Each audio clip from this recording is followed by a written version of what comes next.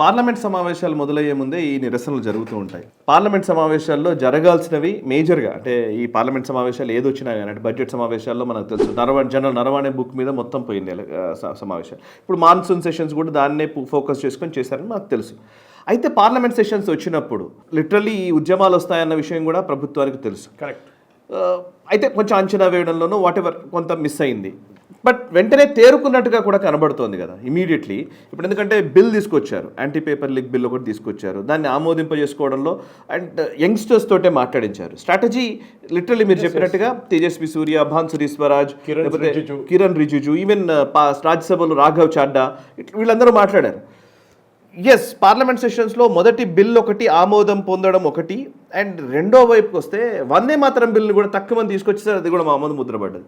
ఇప్పుడు ఎఫ్సిఆర్ఏ తీసుకురాబోతున్నారు. అసలు మనం ఎఫ్సిఆర్ గురించి మాట్లాడే ముందు అసలు పార్లమెంట్ సెషన్స్లో స్ట్రాటజికల్లీ మోదీ ప్రభుత్వం అనుకున్నట్టుగానే ఒక్కొక్క దాన్ని ఇంట్రడ్యూస్ చేస్తున్నారా? అయితే కొంచెం లేట్ అవ్వచ్చు, ఒక వారం రోజులు లేట్ అయి ఉండొచ్చు. బట్ ఎస్, అల్టిమేట్లీ వాళ్ళు అనుకున్నవి జరుగుతున్నాయి కదా. 14 తారీఖు దాకా ఉంది అనుకుంటాను పార్లమెంట్. 14 వరకు ఉంది. They can pass it, no problem. ఇంకా 14 రోజులు ఉన్నాయి ఇంకా. అండ్ వీటికి పెద్దగా ఏం లేదు, సింపుల్ మెజారిటీ. ఎఫ్సిఆర్ఏ కానీ వందే మాత్రం డిబేట్ ఉండాల్సి అంతే. వందే మాత్రం బిల్ పాస్ అయిపోయింది already, it's done and dusted. అవును. డీలిమిటేషన్ వస్తుందా సార్?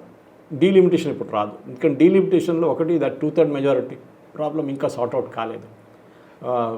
వేడి నీళ్ళు పడిన పిల్లి చల్ల నీళ్ళు చూస్తే కూడా భయపడుతుంది అంటారు చూడండి, ఆ పరిస్థితుల్లో ఉన్నారు బీజేపీ గవర్నమెంట్. దాంట్లో they are being very very careful not to again bite the dust అనమాట. సో వాళ్ళు కొంచెం కూడా మాట్లాడి డీలిమిటేషన్ చూసి డీలిమిటేషన్ కావాలా వద్దా అని నెక్స్ట్ సెషన్లో ఒకసారి డిఎంకే కానీ ఎన్సీపీ కానీ వీరందరూ ఒకటేసారి ఒక సైడ్కి వచ్చేస్తే బహుశా డీలిమిటేషన్ తీసుకొస్తారు వాళ్ళు.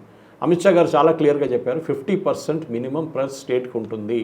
అది మనం చర్చ చేసాం కూడా, దాంట్లో చాలా మటుకు దాంట్లో 50% ఉంది ప్రతి స్టేట్కి. తెలంగాణ కూడా, ఇన్ఫ్యాక్ట్ తెలంగాణ ముఖ్యమంత్రి రేవంత్ రెడ్డి సపోర్ట్ చేశారు, మీకు గుర్తుంటుంది.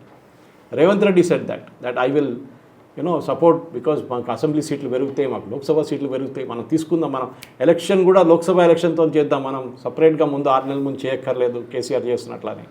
So that is his strategy అనమాట, నంబర్ ఆఫ్ ఆస్పిరెంట్స్ని పెంచడానికి. సో డీలిమిటేషన్ జరగవచ్చు ఇఫ్ ఇండివిజువల్ ముఖ్యమంత్రులు కూడా సపోర్ట్ చేస్తే. కానీ at a national level Congress and Samajwadi పార్టీకి ఈ ప్రాబ్లం ఉంది, and specially Lalu Prasad Yadav party, కానీ వాళ్ళకి ఎక్కువ సీట్లు లేదనుకోండి.